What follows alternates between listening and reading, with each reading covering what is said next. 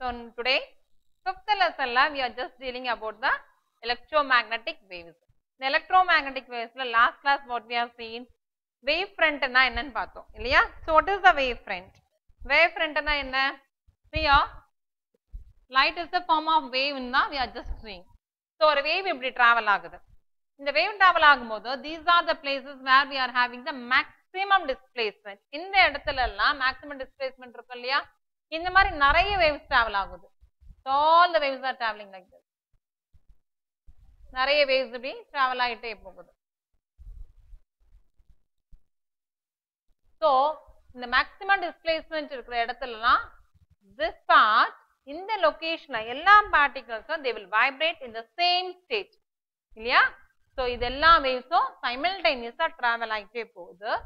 இந்த placeல we are having all the maximum displacement. So at this point in the location la ella particles they will vibrate in the same state.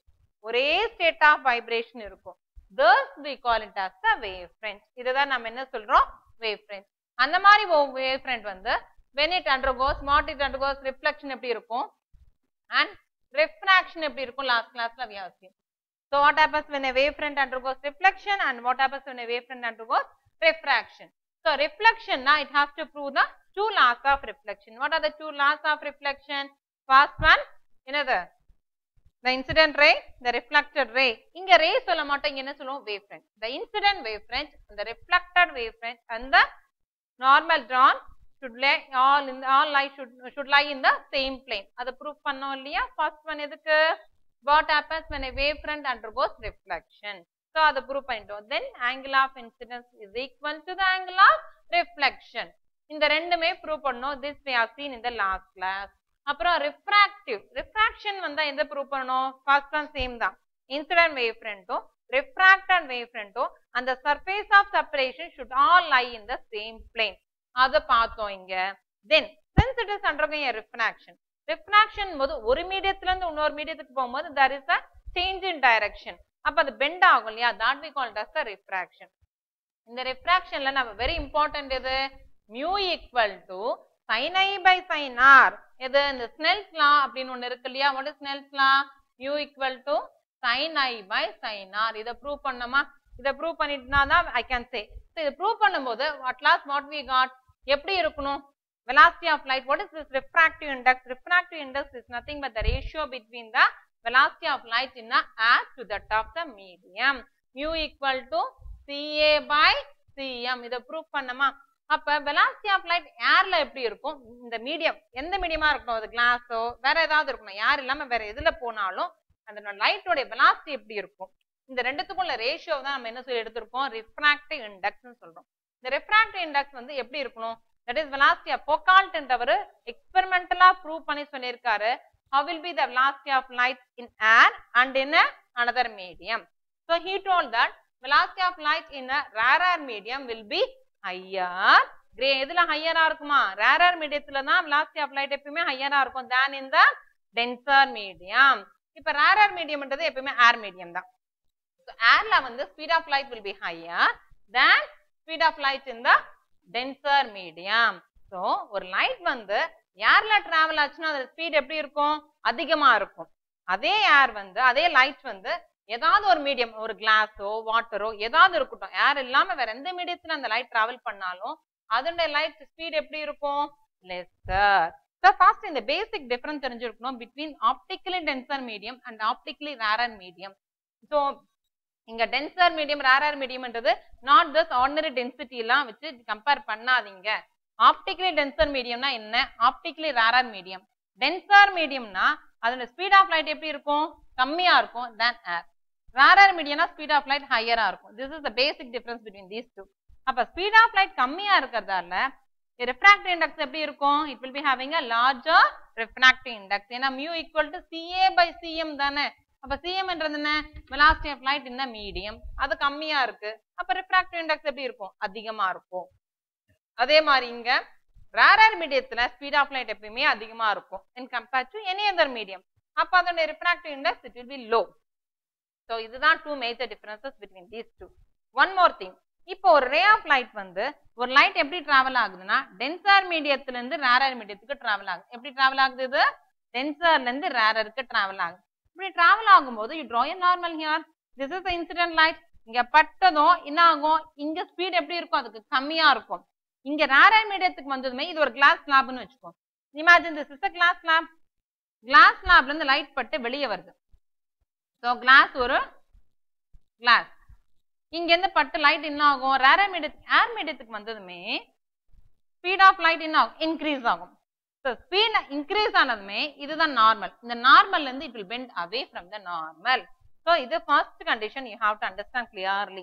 எப்பயுமே ஒரு ray of light when it travels from denser to rarer medium எப்படி travel ஆகுது? இது denserல இருந்து rarerக்கு போகுதா?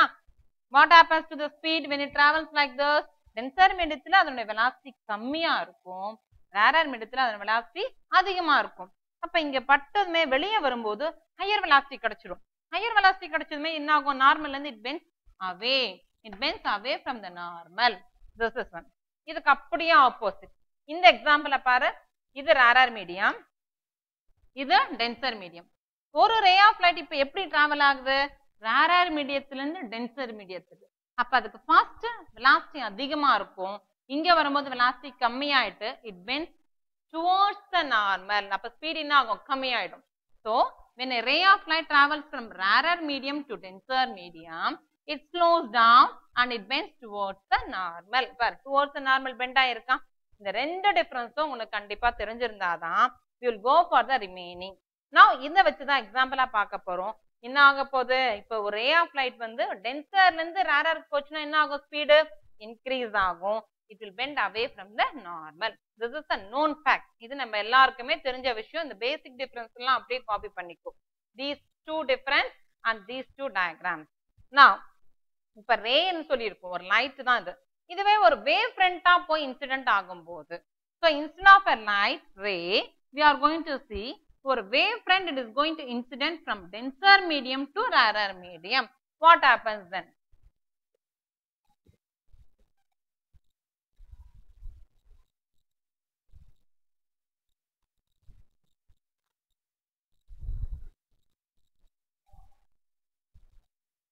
So total internal reflection,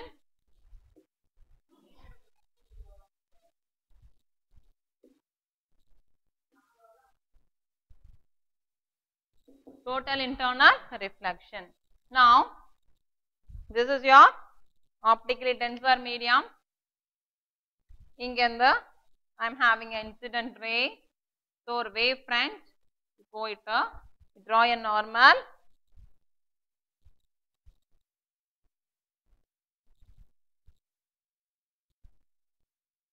Draw a normal to the. This is your incident wave front. Let it be AB. AB is your incident wave front. So when it falls on the surface of separation, how it is moving? It is moving from a denser medium to a rarer medium. How it is moving? It is moving from denser to rarer medium. We know that already. ஒரு wave front வந்து AB என்றுதான் அவனுடைய wave front. This wave front is traveling from denser to rarer medium. What happens to its velocity? இங்க கம்மியா இருக்கும். Since it is a denser medium. Rarer medium வந்தது its velocity increases and it bends away from the normal. So இதுதான் அவனுடைய normal. Normal வந்து என்ன ஆகுது? It will bend like this.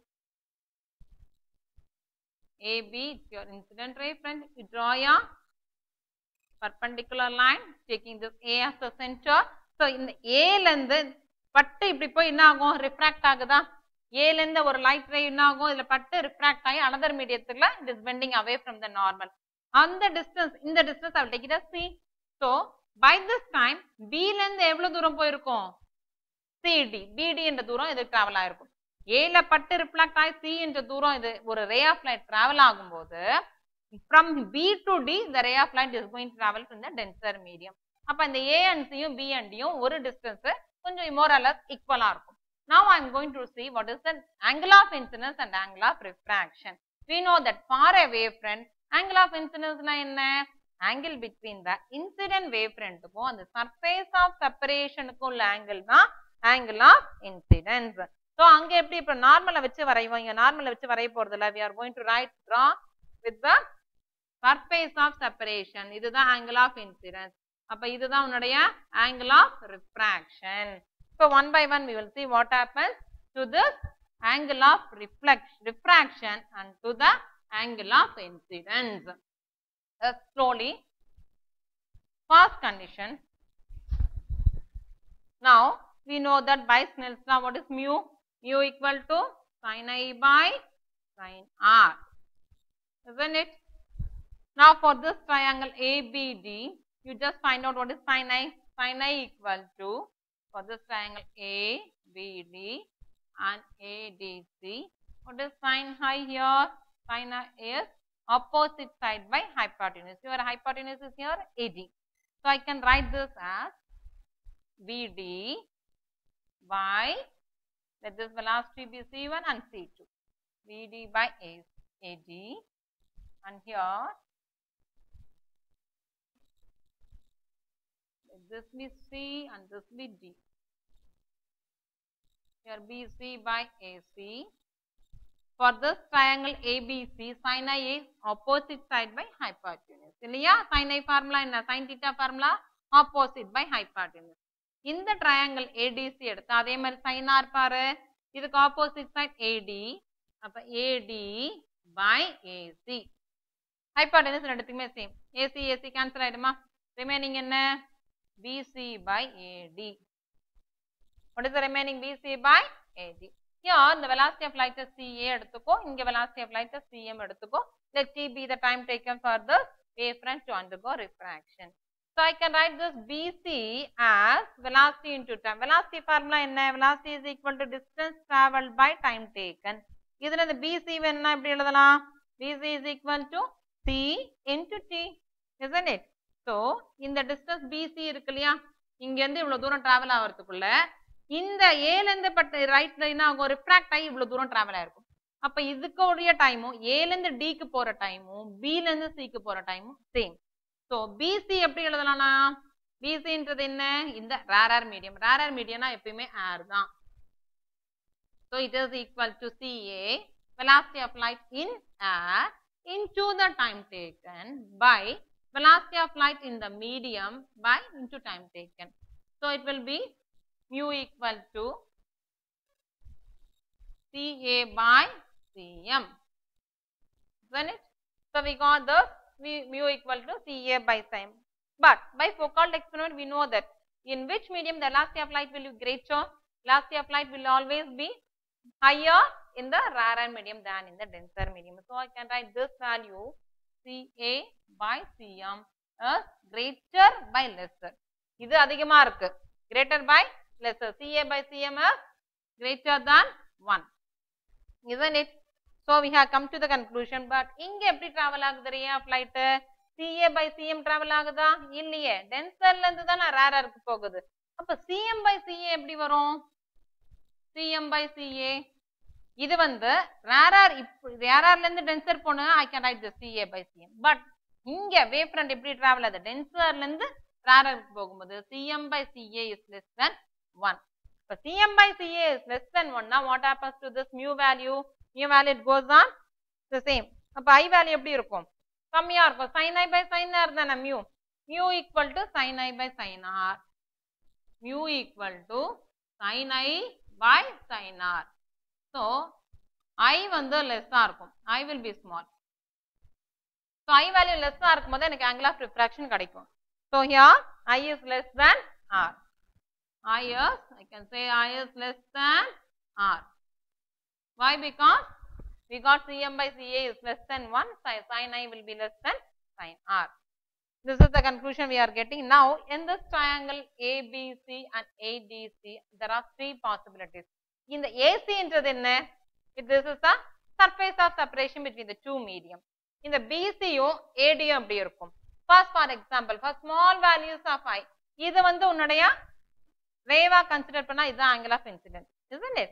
இது வந்து என்ன ஆகும்? angle of refraction R. When you consider this as a ray, ஒரு ரேவா கன்சிடர் பண்ணா என்ன பண்ணுவோம்? angle between the normal and the incident ray the angle of incident. But ஒரு wave front க்கு இது AB ஒரு wave front, இதுதான் surface of separation. ஒரு wave front க்கும் surface of separation உள்ள angle தான் இங்க நம்ம angle of incident ah consider பண்ணணும். Already we have seen this in the last class. Now here this AC க்கும் AD யும் compare பண்றோம். ஏன் compare பண்றோம்னா இந்த நார்மலை விட்டு இது எப்படி போகுது, it is bending away from the normal. ஏன்னா நமக்கு தெரியும் டென்சர்ல இருந்து ரேரருக்கு போச்சுன்னா ஒரு wave front speed increase ஆகும், அதனுடைய அது எப்படி bend பண்ணும், it will bend away from the normal. அப்ப when you compare this surface of separation AC and AD, there are three possibilities between this.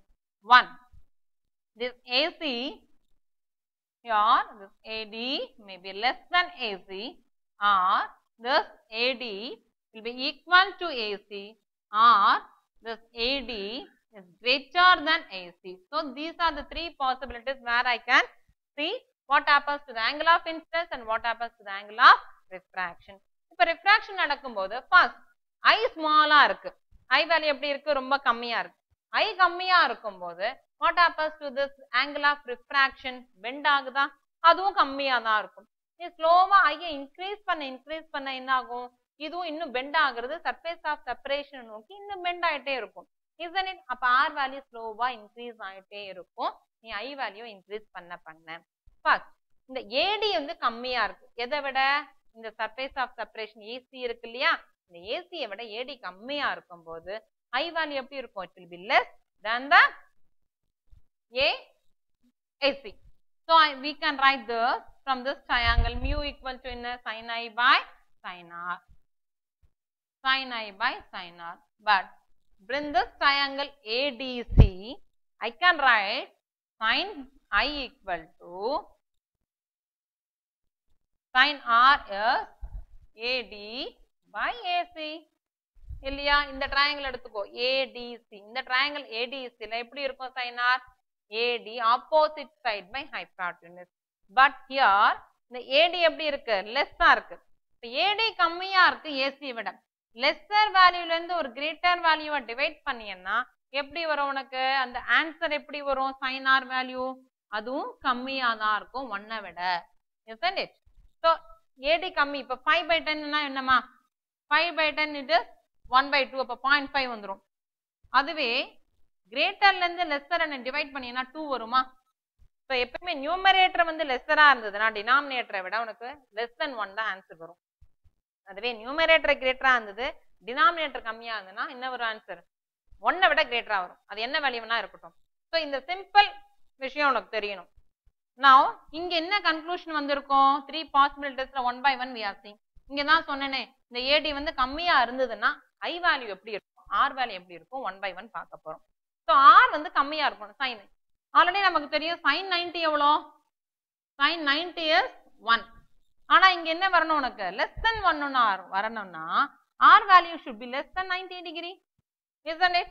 So for small values of I, angle of refraction will be less than 90 degree, isn't it? So this is இந்த எக்ஸாம்பிள்ல இந்த மாதிரி கண்டிஷன்ல எப்படி இருக்கும், I சின்னதா இருக்கும்போது R value, angle of refraction will be less than 90 degree. This is the one conclusion you are getting. One more thing, இப்ப இந்த AD யும் AC யும் equal ஆயிடுச்சு. What I am going to do, slowly I am going to increase the I value, angle of incident increase பண்ணு ஸ்லோவா. angle of incident increase பண்ணும்போது இதுதான் surface of separation, ஒரு wave front தான் is going like this, இதுதான் உன்னுடைய incident wave front, இது normal. So this is your angle of incident. இந்த angle of incident increase பண்ணலாமா, increase பண்ண என்ன ஆகும், இது R இன்னும் அதிகமா bend ஆகுமா, எதை நோக்கி bend ஆகும், towards the surface of separation. So I am doing like this, இப்படி போகும். So bending இப்படி இருக்கும் like this. This is your A, B, then C, D. Clear? இதுதான் உன்னுடைய surface of separation. So இப்ப first எப்படி இந்த angle of incidence கம்மியா இருந்தா, இப்ப நான் increase பண்ணிருக்கேன் angle of incidence. angle of incidence increase பண்ண இப்படி இருக்கிற incident wave front இப்படி இருந்தது first, இப்ப ஸ்லோலி இன்க்ரீஸ் பண்ண இன்னும் அதிகமா பெண்ட் ஆயிட்டே போகுமா? நார்மல்ல இருந்து இன்னும் என்ன பண்ணும்? பெண்ட் ஆயிட்டே போயிட்டு எதுக்கு கிட்ட போகும்? சர்ஃபேஸ் ஆஃப் செப்பரேஷனுக்கு கிட்ட போயிட்டே இருக்கும். இப்போ ஒரு பர்டிகுலர் பாயிண்ட்ல என்ன ஆகும்னா இந்த லென்த் ஏடியும் இந்த லென்த் ஏசியும் ஈக்குவல் ஆயிடுச்சு. என்ன ஆயிடுச்சு? ஏடி அண்ட் ஏசி இஸ் ஈக்குவல். அப்ப இந்த ரே வந்து எங்க இருக்கும்? ஆல்மோஸ்ட் சர்ஃபேஸ் ஆஃப் செப்பரேஷன் ஏன் வந்துருச்சு? எது? ஏடியும் ஏசியும். wave front it is undergoing like this. So this value AD இங்கே தான் இருக்கு, ஏசியும் ஒரே surface of separation இருக்கும்போது under this condition for this triangle sin R equal to AD by AC. அப்ப ரெண்டுமே சேம் இல்லையா? இப்ப ரெண்டுமே இங்க வந்துருச்சு. AD இங்க தான் இருக்கு, ஏசியும் here itself I have. So ரெண்டுமே 1 1 இருந்தா sin R value என்ன ஆகும்? sin R equal to 1. எப்ப sin R value 1 ஆகும்? நமக்கு ஆல்ரெடி தெரியும் sin 90 தான் 1. So I can say R equal to 90 degree. இப்ப என்ன ஆகும்? ஒரு particular angle of incidence ல this angle of refraction will become 90 degree. So at which எந்த angle of incidence ல the angle of refraction 90 degree ஆகுதோ that we call it as the critical angle. So ஒரு angle of incidence slowவா increase பண்ணிட்டே வரேன். ஒரு particular angle of incidence ல என்ன ஆகுது? Angle of refraction it is becoming 90 degree. That angle of incidence we call it as the critical angle. So I can say when this I equal to C, that is a critical angle, angle of refraction will be 90 degree. So this is one possibility. Then further I am going to increase the angle of incident. Further I increase panna. இதுதான் உன்னுடைய surface of separation. This is your normal drawn. இன்னும் further இப்படி increase பண்ண எதா it won't undergo refraction at all. ஏன்னா இப்பவே 90 degree தாண்டிடுச்சு. It will completely it reflects within the same medium itself. Which one? The incident wavefront. It undergoes reflection in the same medium itself. ஒரே மீடியத்துல reflect ஆக ஆரம்பிச்சிரும். எது? இந்த incident wavefront. இப்படி வந்துரும். அப்ப refraction இருக்காது. எப்ப refraction இருக்காது? இந்த R வந்து 90 degree வந்துருச்சு. இன்னும் further ஆன angle of incidence increase பண்றேன். See now I am increasing the angle of incidence. இவ்வளவு தூரம் increase பண்ணிட்டேன். இதுக்கு அப்புறமா என்ன ஆகும்? கிரிட்டிக்கல் ஆங்கிளை விட இன்க்ரீஸ் பண்ண AD இன்க்ரீஸ் ஆயிடுச்சு. இந்த length AD it is becoming increasing. அப்ப sin R value as AD by AC, that is sin R value வந்து greater than 1 வரணும். ஆனா sin value வந்து நமக்கு மேக்ஸிமமே 1 தான். sin 90க்கு மேல கிடைக்காது. 1 வரும், 0 வரும், -1 வருமே தவிர 2 1.5 வராது. So this is not possible at all. அப்ப refraction இருக்காது. at this இந்த கண்டிஷன்ல refraction இருக்குமா? கண்டிப்பா இருக்காது. So what happens to the ray? அந்த incident ray வந்து no refraction at all. So the incident ray undergoes reflection in the same medium itself. அதே மீடியத்துல reflect ஆக ஆரம்பிச்சிரும். இது இப்ப டென்சர்ல இருந்து ரேரருக்கு போயிருக்கா? டென்சர்ல இருந்து ரேரர் போகும்போது இந்த டென்சர் மீடியத்திலேயே அது refract ஆக ஆரம்பிச்சிரும். எப்ப? இந்த angle of incidence is greater than the critical angle. critical angle விட increase பண்ண R என்ன ஆகும்? கண்டிப்பா refraction இருக்காது. ஏன்னா maximum 90 degree தான். அதுக்கப்புறம் என்ன ஆகும்? அதே மீடியத்துக்குள்ள வந்துட்டு incident ray அங்கேயே என்ன ஆகும்? reflect பண்ண ஆரம்பிச்சிடும். This we call it as the total internal reflection. டோட்டலா இந்த incident wavefront வந்து அதே மீடியத்திலேயே reflect ஆகும். இந்த கண்டிஷன் தான் நம்ம என்ன சொல்றோம்? total internal reflection. So ஒரு wavefront வந்து if it has to undergo a total internal reflection, the incident wavefront has to travel from denser medium to rarer medium. இது ஒரு கண்டிஷன் இல்லையா? ரேரர்ல இருந்து டென்சர் வந்துச்சுன்னா எனக்கு total internal reflection வராது. So when it travels from denser to rarer, we will get the total internal reflection. அது ஒரு கண்டிஷனா? இன்னொன்னு angle of incidence வந்து எப்படி இருக்கணும்? It should be greater than the critical angle. This is the second condition. So to a wavefront undergo total internal reflection, what are the two important conditions? சொல்லுங்க. First one, it has to travel from denser to rarer. Rarer to denser na வராது. One more thing, angle of incidence should be greater than the critical angle. Under these two conditions only we will get the total internal reflection to take place. So this is very important. So இது வரைக்கும் இந்த wavefront உடைய reflection எப்படி reflect ஆகும், எப்படி refract ஆகும், denser to rarer travel பண்ணும்போது என்ன ஆகும்? reflection தான் இருக்கும். ஒரு ஸ்டேஜ் வரைக்கும் தான் refraction இருக்கும். அப்புறமா என்ன ஆகுது? totally it gets reflected in the same medium itself. Now ரெண்டு wave travel ஆகுது ஒரு மீடியத்துல. ஓகேவா? So there are two waves traveling like this. One wave is like this. One more wave it is traveling like this. Simultaneously ரெண்டு wave travel ஆயிட்டு போகுது like this. Clear? So இந்த மாதிரி travel ஆகும்போது ஒரு wave வந்து இன்னொரு wave டிஸ்டர்ப் பண்ணாது. So wave என்றது என்ன? ஒரு distribution of energy. Energy transfer ஆகிறது தான் நம்ம wave சொல்றோம். லைட்டும் ஒரு wave தான் இப்ப படிச்சிட்டு இருக்கோம். லைட் என்றது என்ன? wave தான் படிச்சிட்டு இருக்கோம். இந்த மாதிரி two light waves travel ஆகுது. One wave இவ்வளவு amplitude இருக்கு, இவ்வளவு displacement இருக்கு, இன்னொரு wave இருக்குது. This is the first wave and this is the second wave. இப்படி ஒன்னோட ஒன்னு travel ஆகும்போது it will not disturb, this wave will not disturb the other wave. எல்லா பார்ட்டிகல்ஸும் அது இஷ்டத்துக்கு இன்னொரு wave இல்லாத மாதிரி அது பாட்டு travel ஆகி போயிட்டே இருக்கும்.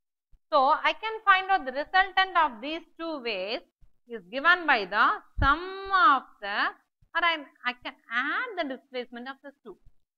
So this gives you the resultant displacement. Thus we call it as the superposition principle, or I can say these two waves are superposed or superimposed on each other. So if y is the total displacement, I can say the sum of these two displacement, that is y equal to y1 plus y2. அப்ப ரெண்டுத்தையும் add பண்ண போறோம். இதே two waves வந்து they are traveling in like this. ஒரு மீடியத்துல வந்து ஒரு wave இப்படி travel ஆகுது. One more wave it is traveling like this, opposite direction. ஒரே maximum displacement, ஒரே amplitude இருக்கு ரெண்டுத்துக்குமே. Two waves are traveling like this. One wave எப்படி travel ஆகுது? இப்படி travel ஆச்சு இல்லையா? So one wave is traveling like this. One more wave இப்படி ரெண்டுமே coincide ஆகுது. So இப்படி இருக்கும்போது how you can find out the resultant displacement of these two waves? ஒரே direction ரெண்டு wave travel பண்ணும்போது ரெண்டுத்தையும் add பண்ணிடுவோம். ஆனா ரெண்டு wave எப்படி travel ஆகுது? இப்போ opposite direction travel ஆகும்போது the resultant displacement will be given by this line. So this gives you the resultant displacement of these two waves. ஏன்னா ரெண்டுமே ஒரே displacement, the maximum displacement ஒண்ணா இருக்கு, but opposite direction இருக்கு இல்லையா? So this y gives you the resultant displacement of these two waves. So I can say y equal to, இது y1 எடுத்துக்கோ, இதோட displacement y2, y1 minus y2. So it will be equal to 0 here if they have the same displacement. ஒன்னு மேல போகும்போது ஒரு wave மேல போகும்போது இன்னொரு wave என்ன ஆகுது? It is going, but it is going in the opposite direction. So இப்படி ரெண்டு travel ஆகும்போது என்ன ஆகும்? Resultant displacement will be nil. Like this I will begin. This principle we call it as a superposition principle. இந்த superposition principle ஆல தான் எனக்கு இந்த interference pattern பார்க்க போறோம். Now ரெண்டு sources இருக்கு. First we'll see what is meant by coherent source na என்னன்னு பார்க்கலாம். Coherent source, so ரெண்டு light waves வந்து if they have same wavelength and they have the same phase, then we can say that those two sources are coherent sources. Coherent na co na similar, co என்ற வேர்டுக்கே meaning என்ன? similar. So if two sources, ரெண்டு source இருக்கு, ரெண்டு sourceலயும் emit ஆகுற wavelength, இது ஒரு wave emit பண்ணுது, இதுவும் என்ன ஆகுது? இன்னொரு wave emit பண்ணுது. So ரெண்டு sourceல இருந்து வர wavesக்கும் ஒரே wavelength இருக்கு, same wavelength இருக்கு, and ரெண்டு wavesக்கும் phase difference same இருக்கு. They are having the in phase with each other, or I can say they have a constant phase difference between each. ரெண்டு wavesக்கும் constant phase difference இருக்கு. அந்த மாதிரி இருந்ததுன்னா I can say these two sources are coherent sources. Coherent sources na என்ன அர்த்தம்? First, they should emit a light waves which are having same wavelength. Wavelength same இருக்கணும், and they should have a constant phase difference, or they should have they are in phase with each other. In phase na enna, or I can say what we can say phase na enna. First part we are using the word phase. Phase na enna? P-H-A-S-E. Phase is nothing but a word used to describe the location within a single wavelength. I can say this, I can define this as used to describe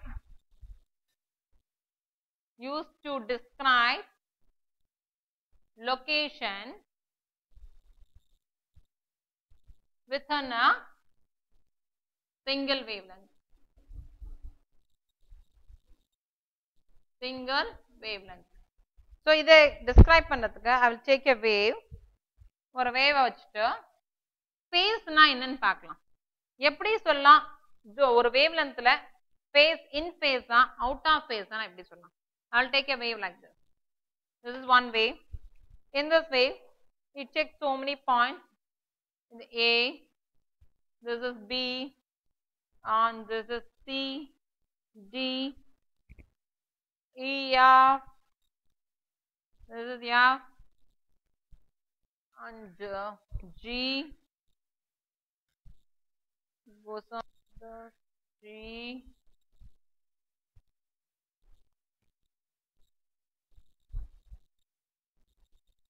H,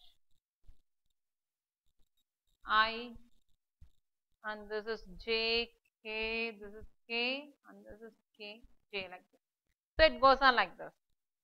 Now, in the two points எடுத்துக்கலாம். First one, I will take A and D, AD and AG.